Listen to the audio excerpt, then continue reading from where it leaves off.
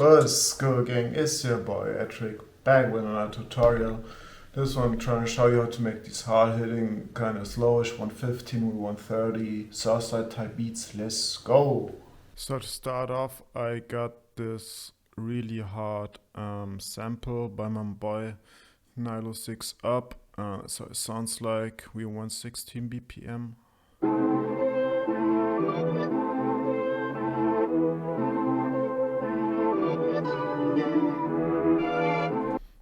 Then what I did, I just duplicated this one and pitched it up an octave and put some halftime on it. So like I cut the lower mids, give a small boost to the presence, and on this one I just kinda cut the higher mids and some of the low ends, so my 808 got more room, and then that's how the second layer sounds like.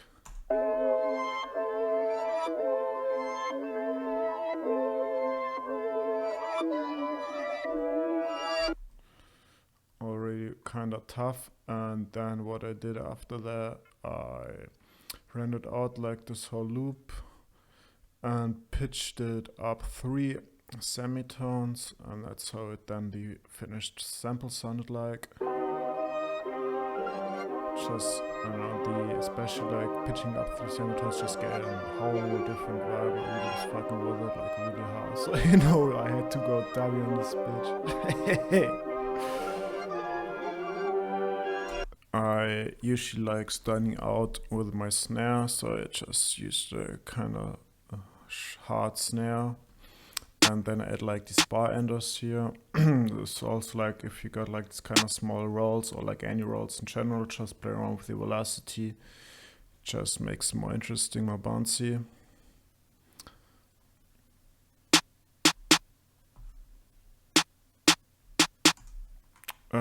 Then after that I kind of wanted to add like this laser perk, and it's still hitting on a 1 and then like this double hit on a 4 because I don't know, just kind of was fucking with it. And always try to like keep in mind where you want your other drums, especially like your snare, counter perks or hi-hat rolls to hit, and then just try to play off of your drums.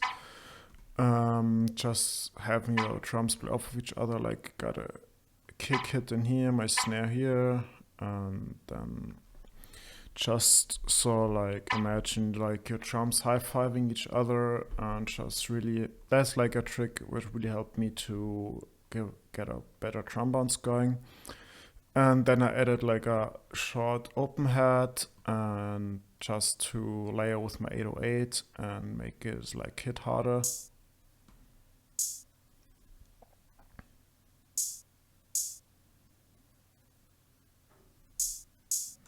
Then I added like this second note on the end of my 8-bar pattern, just like not too repetitive. Then I added this counter snare, like nothing too crazy, just added a bit more bounce. Now when it comes to my hi-hat, I got like this kind of hi-hat pattern going on, where like especially like what I like doing is on the first hit just put down your hi-hat and lower the velocity, so like kind of hitting harder on that one. And then what I like doing is put your hi-hat rolls on the 4 and the 2, but in this case I only have them on the 4, and then just play around with like your velocity, your pitch, and in this case I really like the way my hi-hat rolls go into these like low notes, and like these notes as a bridge. And then I added like these low notes because I don't know, just like the way it just got down low, then into hi-hat roll, then up and then low in these kind of notes again. Yeah, just play around with all this shit, but just try to like play around with velocity. And then on the end of my 8-bar pattern, I got like these quarter note triplets with like descending velocity, so it sounds like they're kind of fading off. Yeah, that's how my high pattern sounds like.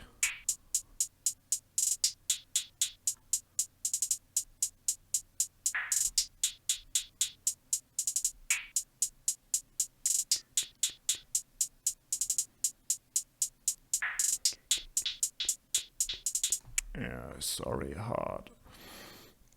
And what I like using a lot, leak perk. And I kind of liked where it just sounded here between my first two bars and the second two bars of this 4-bar pattern. Just like kind of connected, I guess. And also like the way it kind of then goes into from my like hi-hat roll into my snare. And then again to another hi-hat roll. Just, I don't know, like, high-fiving each other, I guess. And then, of course, like these hard beats, they always need a tubular bell. I added like this delay and also I think it's a quarter note, no, it's an eighth note delay. And like small reverb. Then I reversed this tubular bell just to create like this kind of swelling effect.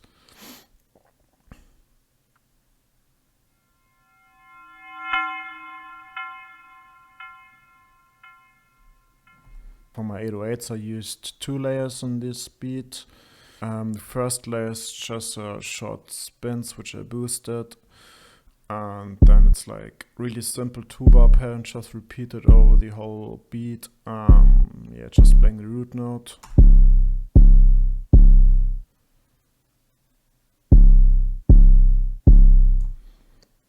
And then, because this was kind of boring, then I added another layer, which is a kind of like distorted say 808, which also usually just plays the root note, but it's pitched up an octave, and also it's like only hitting an eighth note before dropping down into my 808 pattern. And then at the end I added like these notes, one is a D and the other D sharp. So like these half steps, they create a lot of tension and just also get a bit of bounce. Also like use these as kind of ghost notes to just sound it cool. And then to get a bit more variety, I added like this crazy, or like kind of crazy roll. These are like 64th notes triplets, like really, really short notes. Just going like the velocity going up. Like these notes go high to low, while the velocity is going low to high, which are not just sounded dope. And then this one hits right back into my 808 pattern. And just sounded dope. Made it interesting, more unique. And that's how the 808 sound like.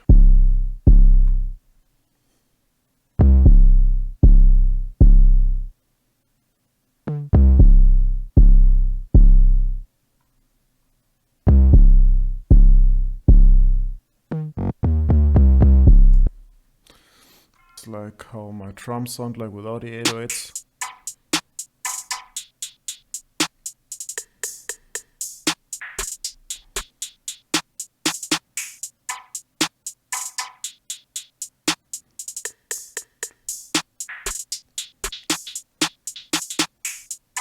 Yeah, kind of hidden. And then what I did to make the drop more interesting, I just, even harder, especially the drop, what I did, I just pushed out my snare pattern 4 bars, my hi-hat pattern 4 bars, as well as like my second 808 pattern 1 bar. That's how it sounds to drop like without it.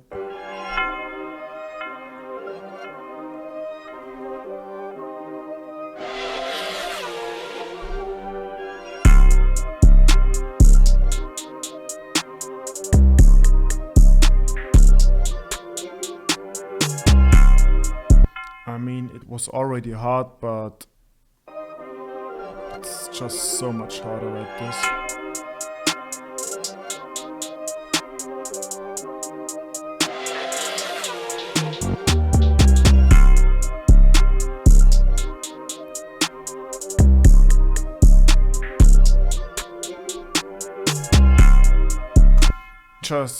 Just try around with different stuff, be a bit more creative, bit unique. There are like no rules, as long as it's hidden, you know. So that's kind of it. Master usually is like this supercharger from Native Instrument. It's like a tube compressor, kind of using it as a soft clip, I guess. It just makes your beat hit so much harder. Like this is the beat without it.